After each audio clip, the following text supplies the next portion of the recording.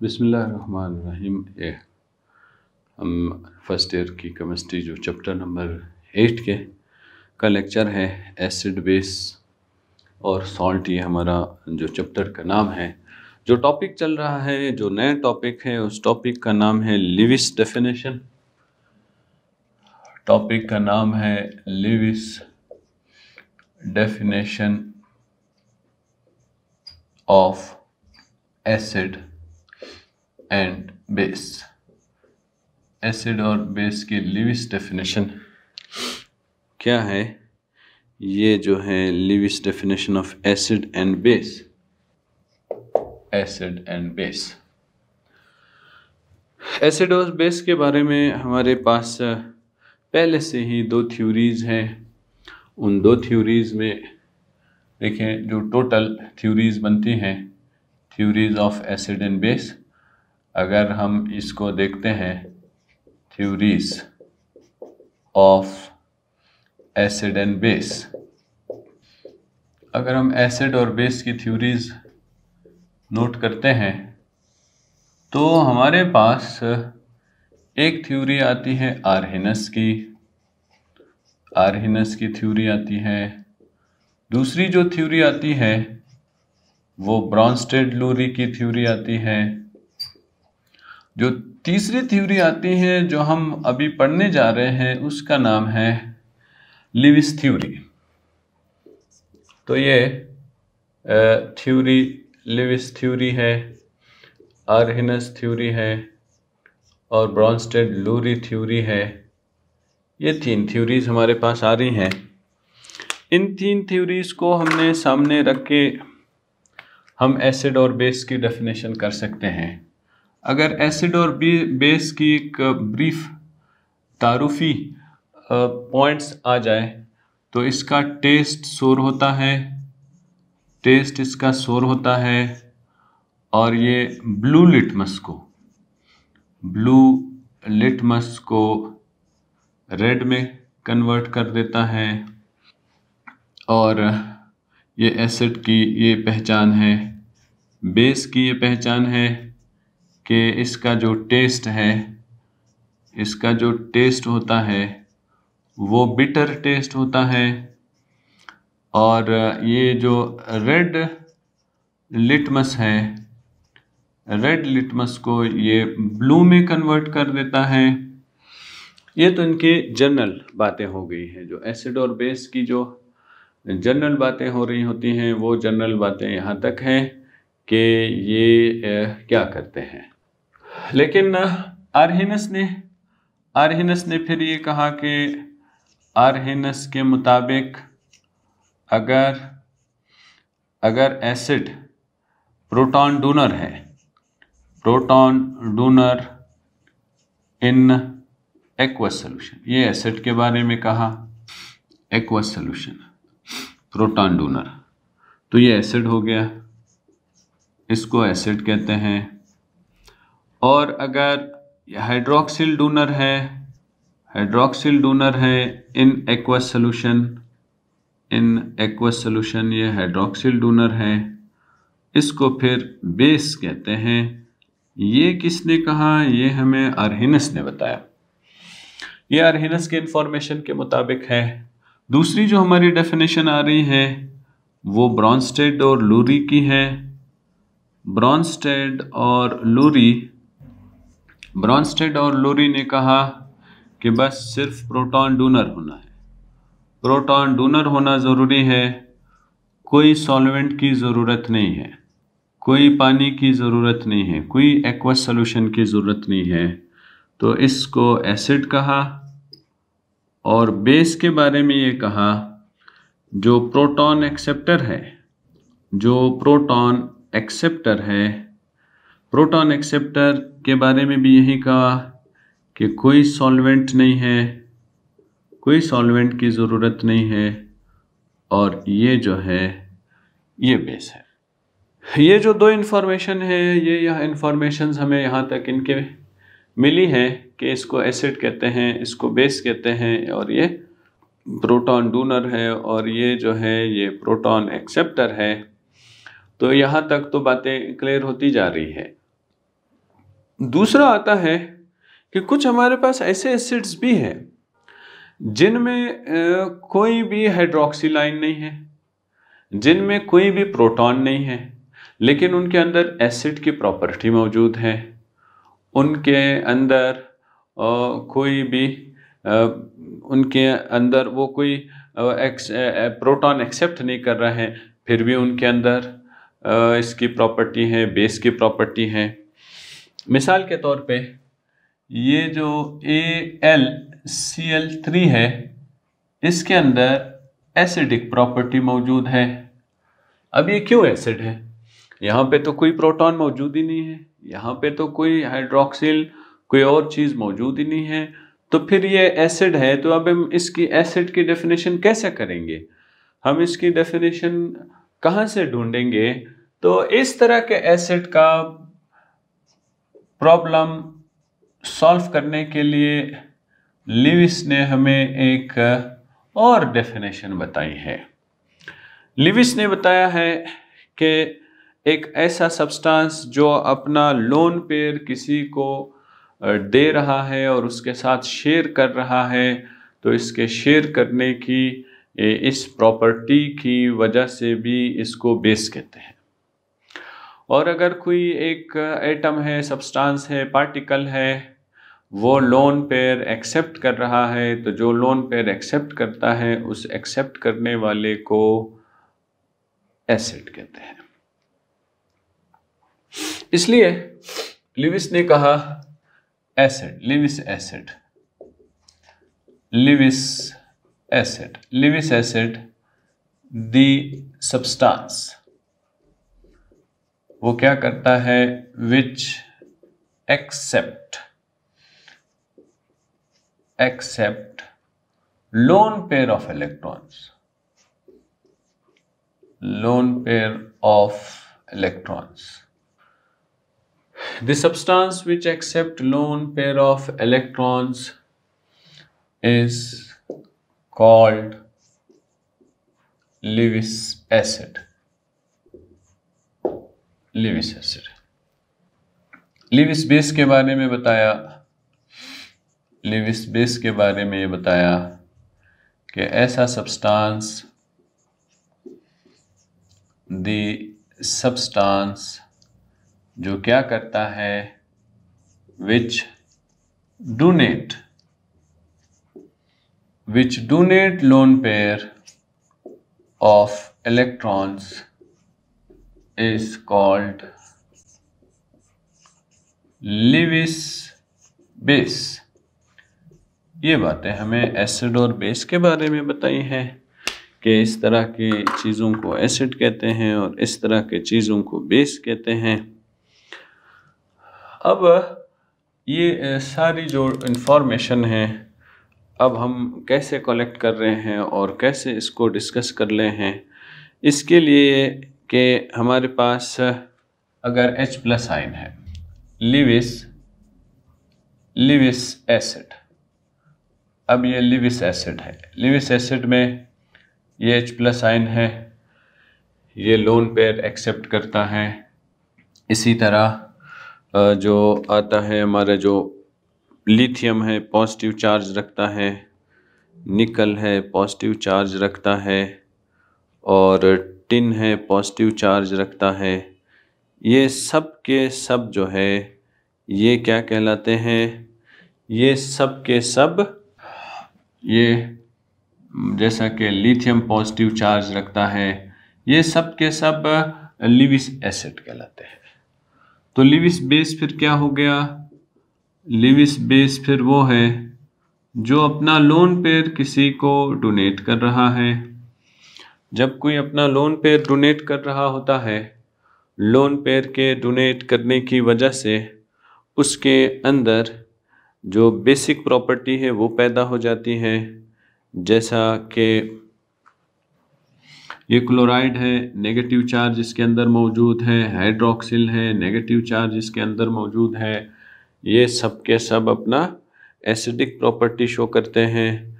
ये या फिर ऐसा जिसमें लोन पेयर मौजूद है, ये देखें इसको लोन पेयर कहते हैं। या फिर ऐसा जिसमें अमोनिया मौजूद है।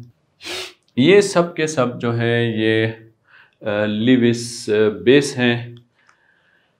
इस लिविस बेस को समझना है तो अब देखें, यहाँ पे हमारे पास N आता है, NH3 आता है, इसके पास लोन पेयर है। ये क्या करता है, ये जो है ये अपना लोन पेयर इसको डोनेट करता है। इसको डोनेट करने की वजह से इस की प्रॉपर्टी कैसी हो जाती है, ये ऐसी हो जाती है। यानी इसको हम NH4 लिखते हैं। इसको जब हम लिखते हैं तो NH4 लिखते हैं, साथ में पॉजिटिव चार्ज भी लिख देते हैं, क्योंकि इसने अपना लोन पेयर इसको डोनेट किया है, इस वजह से इस पर पॉजिटिव चार्ज आ जाता है। तो ये क्या हो गया, ये बेस हो गया, ये बेस हो, ये क्या हो गया, ये एसिड हो गया। तो ये एसिड हो गया और ये बेस हो गया। फिर हम अगर आगे जाते हैं, आगे हमारे पास बेरिलियम, ये आता है, ट्राईफ्लोराइड आता है। अब ये अमोनिया है, ये अपना लोन पेयर इसको देता है। अब ये क्या करेगा, ये अपना लोन पेयर इसको देता है। लोन पेयर के इसको देने की वजह से ये 3 इधर आ गया और ये दोनों आपस में मिल जाएंगे, ये इधर आ जाएगा, ये ऐसा हो जाएगा। इस तरह होने की वजह से ये बेस कहलाएगा और ये जो है ये एसिड कहलाएगा। एक बेस हो गया है, एक एसिड हो गया है। ये सारी की सारी जो बातें हैं ये लिविस एसिड और लिविस बेस की बारे में हैं। हम लिविस एसिड और लिविस बेस को इस तरह डिस्कस कर रहे होते हैं।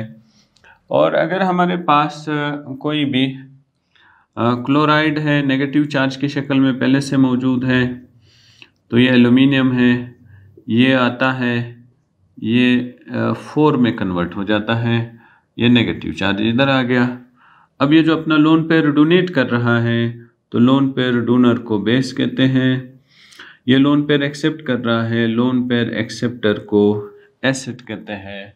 ये लिविस एसिड और लिविस बेस के बारे में हमारी जो इन्फॉर्मेशन है, वो इन्फॉर्मेशन हमें ये बता रही है कि लिविस एसिड और लिविस बेस की ज़रूरत क्यों पड़ रही है। लिविस एसिड और लिविस बेस की ज़रूरत इस वजह से पड़ रही है कि हम ये जानना चाह रहे हैं कि ये आर्हीनस ने हमें बाउंड किया है कि एक्वस सोल्यूशन होना चाहिए। तो इसके जवाब में ब्रॉन्स्टेड आ गया। ब्रॉन्स्टेड ने कहा कि नहीं, ऐसा कोई एक्वस सोल्यूशन होना ज़रूरी नहीं है। हमारे पास ऐसे एसिड्स और ऐसे बेस मौजूद हैं जिनमें कोई भी प्रॉपर्टी ऐसी नहीं होती है जो कि एक्वस सोल्यूशन से रिलेटेड हो, इसलिए ये बात ज़रूरी नहीं है। लेकिन फिर लिविस से कहा गया कि देखें, ये जो एल्यूमिनियम क्लोराइड है और इस तरह का जो आयरन क्लोराइड है, इनके अंदर एसिड की प्रॉपर्टी मौजूद है, इनके अंदर एसिड की प्रॉपर्टी मौजूद है। तो अब ये क्यों एसिडिक प्रॉपर्टी शो कर रहा है, हालांकि इसमें कोई प्रोटॉन भी नहीं है, कोई प्रोटॉन डोनर नहीं है। जब ये प्रोटॉन डोनेट ही नहीं कर सकता है, जब इसमें मौजूद ही नहीं है, तो ये डोनेट कैसा करेगा। तो इसके जवाब में फिर लिविस ने थ्योरी बनाई। लिविस के थ्योरी के मुताबिक उस चीज़ को भी एसिड कहते हैं। लिविस के थ्योरी के मुताबिक उस चीज़ को भी एसिड कहते हैं जो लोन पेयर, ये लोन पेयर है, ये लोन पेयर एक्सेप्ट कर रहा है, उस चीज़ को भी एसिड कहते हैं। और जो अपना लोन पेयर डोनेट कर रहा है उसको फिर बेस कहते हैं। तो यहाँ पे देखें, ये इसका लोन पेयर एक्सेप्ट कर रहा है, इसके लोन पेयर के एक्सेप्ट करने की वजह से ये इस शक्ल में तब्दील हो रहा है। इस वजह से जो एक्सेप्ट कर रहा है वो एसिड है, जो डोनेट कर रहा है वो बेस है। एसिड क्या है, जो लोन पेयर, ये जो ऊपर लोन पेयर है, ये लोन पेयर को एक्सेप्ट कर रहा है। जो लोन पेयर को एक्सेप्ट करता है तो वो एसिड है। जो अपना लोन पेयर डोनेट कर रहा है तो वो जो डोनर है वो बेस है। ये लिविस एसिड के बारे में इंफॉर्मेशन थी, जो हमारा टॉपिक था कि Lewis definition of acid and base. अब हम जो नेक्स्ट में जा रहे हैं उसका नाम है बफर सॉल्यूशन। जो नेक्स्ट में हम जा रहे हैं उसका नाम है बफर सॉल्यूशन। उसको हम बफर सॉल्यूशन का नाम है buffer solution and their applications. Buffer solution and their applications.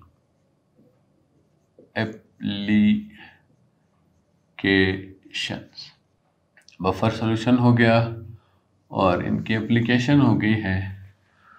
Buffer solution क्या है? बफर सॉल्यूशन एक ऐसा सॉल्यूशन है, ऐसा सॉल्यूशन है विच रेजिस्ट, जो रेजिस्टेंस शो करता है to change in pH, or pOH। ऐसा सॉल्यूशन जो रेजिस्टेंस शो करता है या pH में चेंज या pOH में चेंज, जब हम थोड़ी सी अमाउंट ऑफ एसिड इसमें डाल देते हैं, when little amount of acid और बेस इसमें हम डाल देते हैं, तो इसका pH जो है वो चेंज नहीं होता है, pH मेंटेन रहता है।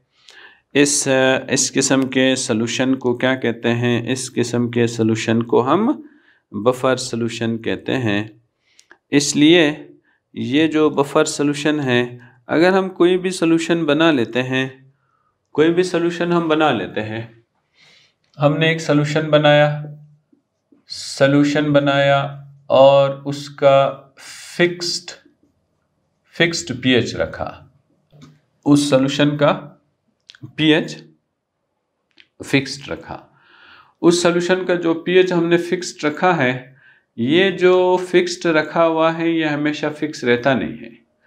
ये फिक्स्ड इस वजह से नहीं रहता है कि इस सॉल्यूशन में कार्बन डाइऑक्साइड गैस मिक्स हो जाती है, ये एसिडिक गैस है। इसके मिक्स होने की वजह से इसका pH चेंज हो जाता है। दूसरी बात यह है कि हमने एक सॉल्यूशन बनाया, उसको लॉन्ग टर्म्स के लिए सॉल्यूशन बनाने के बाद और इसका भी फिक्स्ड pH रखा, इसका pH भी फिक्स्ड रखा, लेकिन for long time in glass container. अगर हम इसको ग्लास कंटेनर में लॉन्ग टाइम के लिए रखते हैं तो फिर इसके सिलिकेट्स जो है इसमें मिक्स हो जाते हैं। सिलिकेट्स के मिक्स होने की वजह से इनके अंदर एसिडिक प्रॉपर्टी पैदा हो जाती है। जब इनके अंदर एसिडिक प्रॉपर्टीज पैदा हो जाती है तो इसका pH भी चेंज हो जाता है। तो इसके pH के चेंज होने की वजह से भी हम कोई ऐसा फिक्स्ड pH वाला सॉल्यूशन नहीं बना सकते हैं, आसानी से नहीं बना सकते हैं। इसलिए फिर हम एक ऐसा सॉल्यूशन बनाते हैं जिस सॉल्यूशन का नाम बफर सॉल्यूशन है। इस सॉल्यूशन को हम तैयार कर लेते हैं। इसके तैयार करने की वजह से अगर थोड़ा सा एसिड या थोड़ा सा बेस मिक्स भी हो जाता है तो इससे फ़र्क नहीं पड़ता है। अब बात यह है कि ये सॉल्यूशन बनता कैसे है। Composition of buffer solution. Buffer solution को बनाने का क्या तरीका है? बफर सॉल्यूशन को हम किस तरह बनाते हैं, इसके बनाने का क्या तरीका है? इसके जो कंपोजिशन है इसको हम दो तरीकों से बनाते हैं। एक को हम एसिडिक बफर कहते हैं, और दूसरे को हम बेसिक बफर कहते हैं। एक को एसिडिक बफर कहते हैं और दूसरे को हम बेसिक बफर। एसिडिक बफर बनाना चाह रहे हैं। एसिडिक बफर बनाने के लिए हमने क्या करना होता है, हमने कोई एक वीक एसिड लेना होता है।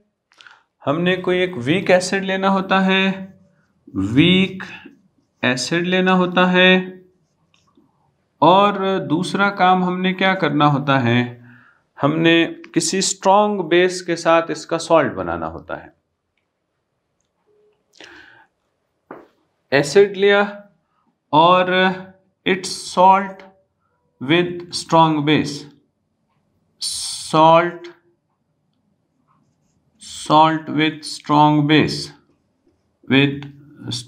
बेस, कोई एसिड लिया और उस वीक एसिड लिया और वीक एसिड का हमने सॉल्ट बनाया और विद स्ट्रॉन्ग बेस। इसके क्या मतलब है? इसका मतलब यह है कि हमारे पास ये जो ऑर्गेनिक एसिड है, ये ऑर्गेनिक एसिड, ये वीक एसिड है। अगर हम यही ऑर्गेनिक एसिड लेते हैं और इसका कोई सॉल्ट बना लेते हैं तो इसको क्या कहते हैं? इसको सॉल्ट विद स्ट्रॉन्ग बेस कहते हैं। तो ये इसका नाम हो जाएगा एसिडिक बफर हो जाएगा। दूसरा आता है बेसिक बफर। इसमें भी हमने क्या करना है? वीक बेस लेना है और साथ में सॉल्ट लेना है, सॉल्ट विद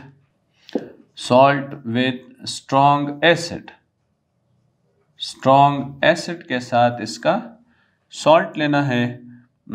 जैसा कि अगर हमें एग्जाम्पल देखते हैं तो उस एग्जाम्पल में हम दो किस्म की चीज़ें ले सकते हैं। वीक बेस है, NH4OH है, ये वीक बेस है, इसमें हमने इसी का सॉल्ट ले लिया है, ये जो है इसका सॉल्ट हो गया। अब इन दोनों के मिक्सचर को बफर कहते हैं। इसका जो मिक्सचर है इन दोनों को जब हमने बना दिया है तो इसको क्या कहते हैं? ये बफर कहते हैं। इस मिक्सचर का नाम है बफर, और इस मिक्सचर का नाम है बफर। ये भी जो है ये भी बफर है और ये भी बफर है। इन दोनों मिक्सचर्स को हम फिर क्या कहते हैं? हम इनको बफर कहते हैं। अब जो बफर है, इस जो बफर बन चुका है, इस बफर की एप्लीकेशन क्या है? एप्लीकेशन ऑफ बफर है। एप्लीकेशन क्या है? एप्लीकेशन ऑफ बफर कहाँ अप्लाई होता है? एप्लीकेशंस ऑफ बफर है। हम इसको कहाँ अप्लाई करते हैं? फायदा क्या है? Applications of buffer. Applications of buffer में जब हम देखते हैं तो हम इसको आम तौर पे इंडस्ट्रियल स्केल पर ज़्यादा इस्तेमाल करते हैं। इसको हम इंडस्ट्रियल स्केल पर इस्तेमाल करते हैं। कहाँ? हम इसको टैनिंग ऑफ लेदर में यूज़ करते हैं, और हम इसको इलेक्ट्रोप्लेटिंग में यूज़ करते हैं। इलेक्ट्रोप्लेटिंग के प्रोसेस में हम इसको यूज़ कर रहे होते हैं इंडस्ट्रीज़ में। इसके अलावा हम शुगर को जब मैन्युफैक्चर कर रहे होते हैं, मैन्युफैक्चरिंग ऑफ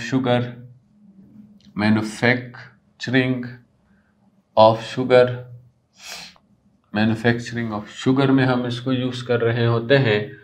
तो ये तो इंडस्ट्रियल लेवल पर हमने, ये हमारे यूजेस हैं, हम इनको यूज़ करते हैं।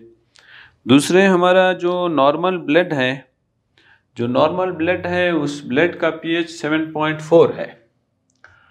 जो नॉर्मल ब्लड है उस ब्लड का जो pH है वो है 7.4। नॉर्मल ब्लड का जो pH है वो 7.4 है, और इसको मेंटेन रखने के लिए हमारे बॉडी में बाइकार्बोनेट्स और फास्फेट है।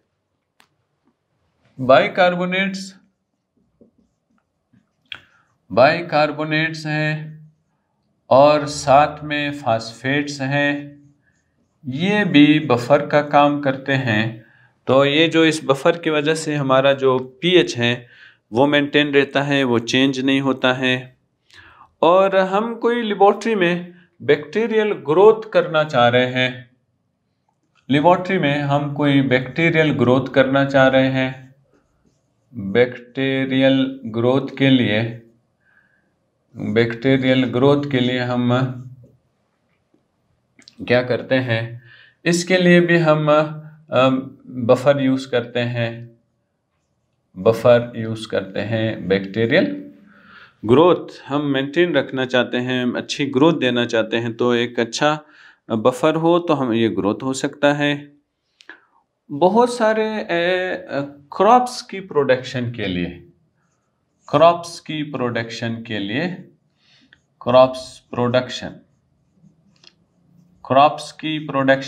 हम ये लेते हैं, क्रॉप्स की प्रोडक्शन के लिए कि अगर सॉइल में बफर मौजूद है, पीएच मेंटेन है, पीएच कांस्टेंट है ऑफ सॉइल, अगर पीएच कांस्टेंट है ऑफ सॉइल तो फिर अच्छी फसल उगती है। और इसके अलावा हम जो आमतौर पे जो कोल्ड ड्रिंक्स वगैरह पी रहे होते हैं, जो सॉफ्ट ड्रिंक्स हैं, इनके बनाने में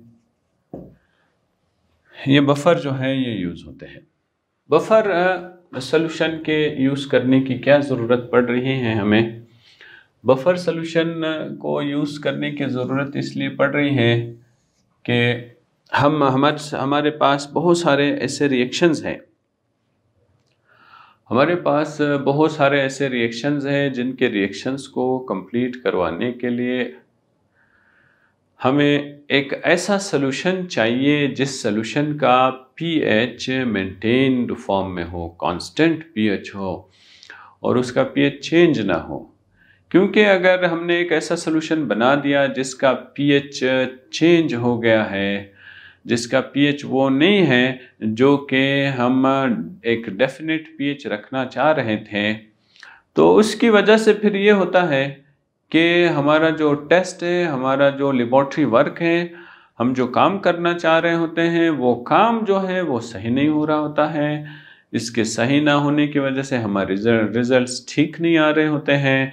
तो उस मकसद के लिए फिर हम एक बफर सॉल्यूशन बनाते हैं, क्योंकि एक कांस्टेंट पीएच रखना, किसी भी सॉल्यूशन का पीएच कांस्टेंट रखना ये आसान काम नहीं है। ये क्यों आसान काम नहीं है? क्योंकि हमने एक पीएच बना दिया, पीएच बनाने के बाद एक सॉल्यूशन बना दिया और उसका पीएच कांस्टेंट रख दिया। उसका पीएच कांस्टेंट रखने के बाद हमने थोड़ी देर के लिए इसको छोड़ दिया। जब हमने इसको थोड़ी देर के लिए इसको छोड़ दिया है, थोड़ी देर इसको छोड़ने की वजह से इसका जो पीएच है वो चेंज हो जाता है। चेंज इस वजह से होता है कि सराउंडिंग में जहाँ कार्बन डाइऑक्साइड गैस होती है, जहाँ पे कार्बन डाइऑक्साइड गैस की मिकदार ज़्यादा होती है, प्लांट्स नहीं होते हैं, वो कार्बन डाइऑक्साइड गैस की कंजप्शन नहीं हो रही है, पोल्यूशन ज़्यादा है, हाइड्रोकार्बन्स जल रहे हैं, ऐसे माहौल में कार्बन डाइऑक्साइड गैस का एटमॉस्फेयर में बढ़ जाना होता है, ज़्यादा बढ़ जाता है। इस ज़्यादा बढ़ जाने की वजह से जो सॉल्यूशन है जिसका हमने बफर बनाया हुआ है, जो सॉल्यूशन है जिसका हमने कांस्टेंट पीएच बनाया हुआ है, उस कांस्टेंट पीएच में ये कार्बन डाइऑक्साइड गैस मिक्स हो जाती है। ये जो कार्बन डाइऑक्साइड गैस है ये एसिडिक गैस है। इसके एसिडिक गैस होने की वजह से इसका जो पीएच है वो पीएच चेंज हो जाता है। जब पीएच चेंज हो जाता है तो पीएच के चेंज होने की वजह से जो टेस्ट हम करना चाह रहे हैं, जो लेबॉर्ट्री वर्क करना चाह रहे हैं, वो लेबॉर्ट्री वर्क सही नहीं होता है। इस सही ना होने की वजह से वो रिजल्ट गलत आ जाते हैं। इस मकसद के लिए हम क्या करते हैं, लेबॉर्ट्री में काम करने वाले क्या करते हैं, ऐसे टेस्ट के लिए फिर वो बफर सॉल्यूशन बनाते। बफर सॉल्यूशन एक ऐसा सॉल्यूशन है जिसमें आपने एक कांस्टेंट पीएच बना के रख दिया है। अब उसका जो कांस्टेंट पीएच है वो कांस्टेंट पीएच चेंज नहीं होगा, बेशक आप उसमें लिटिल अमाउंट ऑफ एसिड डाल देते हैं या लिटिल अमाउंट ऑफ बेस डाल देते हैं। तो ऐसे सॉल्यूशन को बफर सॉल्यूशन कहते हैं। जो बफर सॉल्यूशन के बनाने का जो तरीका है वो एक को एसिडिक बफर कहते हैं, दूसरे को बेसिक बफर कहते हैं। जो एसिडिक बफर होता है उस एसिडिक बफर में जो एसिडिक बफर है उसमें वीक एसिड हम लेते हैं और वीक एसिड का से बना हुआ जो सॉल्ट है उस वीक एसिड को हम स्ट्रॉन्ग बेस के साथ मिला देते हैं। स्ट्रॉन्ग बेस के साथ मिलाने की वजह से वो सॉल्ट बन जाता है। यहाँ पे अगर आपको इसकी एक कोई भी एक्सप्लेनेशन चाहिए तो इसका ये मतलब है, जैसा कि अब ये देखिए ये वीक एसिड है, अब ये वीक एसिड है, अब ये वीक एसिड किसी भी स्ट्रॉन्ग बेस के साथ मिल रहा है। ये स्ट्रॉन्ग बेस के साथ मिलने की वजह से अब ये किस चीज़ में तब्दील हो रहा है, ये सॉल्ट में तब्दील हो रहा है। ये सॉल्ट बन गया है। ये जो सॉल्ट है ये सॉल्ट कैसे बना है, जब वीक एसिड स्ट्रॉन्ग बेस के साथ मिला है तो ये सॉल्ट बना है। तो इस तरह का सॉल्ट हमने डालना है, कोई दूसरा सॉल्ट हमने नहीं डालना है। इसी तरह का सॉल्ट डालेंगे तो हमें बफर सॉल्यूशन मिलेगा, वरना हमें बफर सॉल्यूशन नहीं मिलता है। सिमिलरली यहाँ पे हमने वीक बेस डालना होता है। अब ये जो है ये वीक बेस है, ये वीक बेस है। इसी बेस के साथ एक स्ट्रॉन्ग एसिड रिएक्शन करने के लिए आ रहा है। जब एक स्ट्रॉन्ग एसिड रिएक्शन करने के लिए आ रहा है तो इसको हम कहते हैं, ये जो बना है ये उसका सॉल्ट बना है और ये जो बना है ये उसका पानी है। इस के बनाने के दो तरीके हैं, एक एसिडिक बफर है, एक बेसिक बफर है। एसिडिक बफर में हम वीक एसिड लेते हैं और उसी वीक एसिड का सॉल्ट लेते हैं जो कि स्ट्रॉन्ग बेस से मिलने के बाद बना है। बेसिक बफर में हम वीक बेस लेते हैं और फिर हम सॉल्ट लेते हैं। सॉल्ट में फिर हमने वो सॉल्ट लेना है जो एक स्ट्रॉन्ग एसिड के साथ ये मिलके सॉल्ट बना रहा हो। ये सारी चीज़ें जब हमारे पास अवेलेबल हो जाती है तो हम इसका एक बफर सॉल्यूशन बना लेते हैं। बफर सॉल्यूशन के बनाने के बाद फिर हम डिफरेंट किस्म के एक्सपेरिमेंट्स कर रहे होते हैं। इसके लिए जो कहाँ ज़रूरी बात है, इंडस्ट्रियल स्केल पर इसकी बात बफर सॉल्यूशन का बनाना ज़रूरी होता है। ख़ास तौर पे जब हम लेदर की टैनिंग कर रहे होते हैं, लेदर हमें एनिमल स्किन की शक्ल में मिला है, उसके बाद उसको हम मुख्तलिफ़ केमिकल प्रोसेस से गुजार रहे होते हैं। इस प्रोसेस के दौरान जब हम उसको टैनिंग के प्रोसेस के तरफ ले जा रहे होते हैं तो इस दौरान हमें बफर सॉल्यूशन की ज़रूरत पड़ती है। तो वहाँ पे हम इंडस्ट्रियल स्केल में, दूसरी इलेक्ट्रोप्लेटिंग के प्रोसेस के दौरान भी हमें एक बफर सॉल्यूशन बनाना होता है।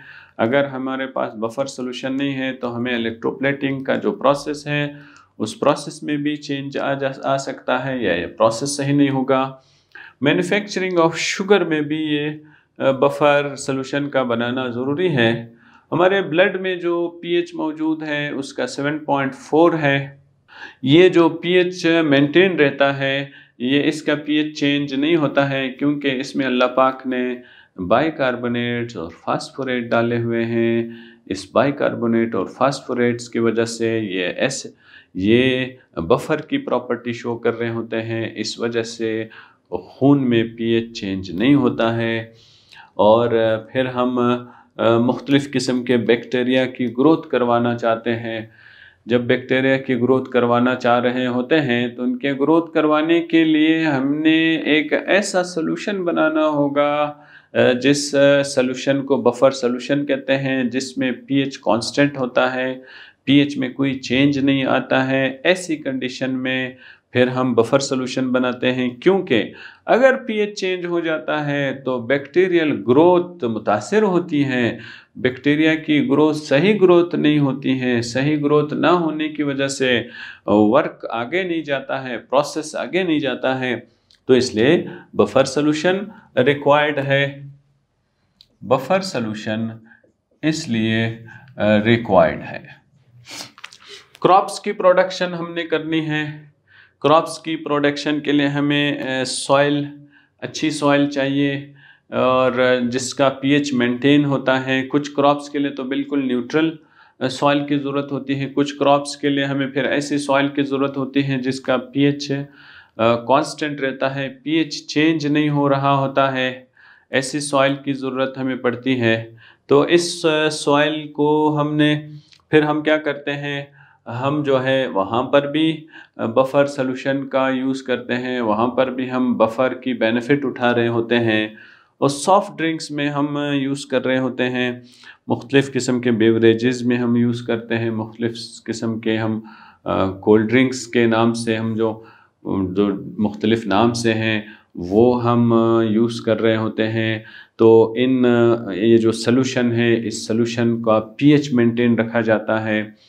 इसका पीएच मेंटेन रखने के लिए हमने क्या करना होता है, पीएच के मेंटेन रखने के लिए भी हमने बफर सॉल्यूशन यूज़ करना होता है। इस बफर सॉल्यूशन के इस तरह डिफरेंट फील्ड्स में हम इसको यूज़ कर रहे होते हैं।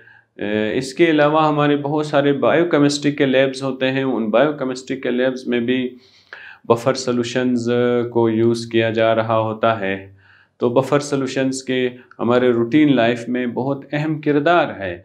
इनकी मौजूदगी की वजह से हमारी एक नॉर्मल बॉडी जिसमें ब्लड ऑक्सीजन कैरियर है और ये पूरे बॉडी को ऑक्सीजन दे रहा है, तो ये अगर इसका पीएच मेंटेन है तो ये वर्क सही करेगा। इसके वर्क सही करेंगे तो एक हेल्दी पर्सनैलिटी बन सकती है। इस मकसद के लिए फिर ये बफर का हमारे लाइफ में बहुत ज़्यादा रोल बन जाता है। तो बफर का हमारे लाइफ में जितना रोल है उसी तरह हमारे प्रोडक्शंस में भी उसका इतना रोल है, एग्रीकल्चर में भी उसका रोल ज़्यादा है। और इसके अलावा हमारे इंडस्ट्रियल लेवल पर, इंडस्ट्रियल स्केल पर भी इसके बहुत सारे यूजेस मौजूद हैं। तो ये सारी के सारी जो तफसील है ये हमारे बफर के मुतलिक है। तो आज का जो टॉपिक था उसमें हमने Lewis definition acid of base का भी पढ़ा है और साथ में हमने बफर का सॉल्यूशन भी पढ़ा है, बफर के सॉल्यूशन के साथ उसके एप्लीकेशंस भी पढ़े हैं। ये हमारा आज का लेक्चर था। अल्लाह हाफ़िज़।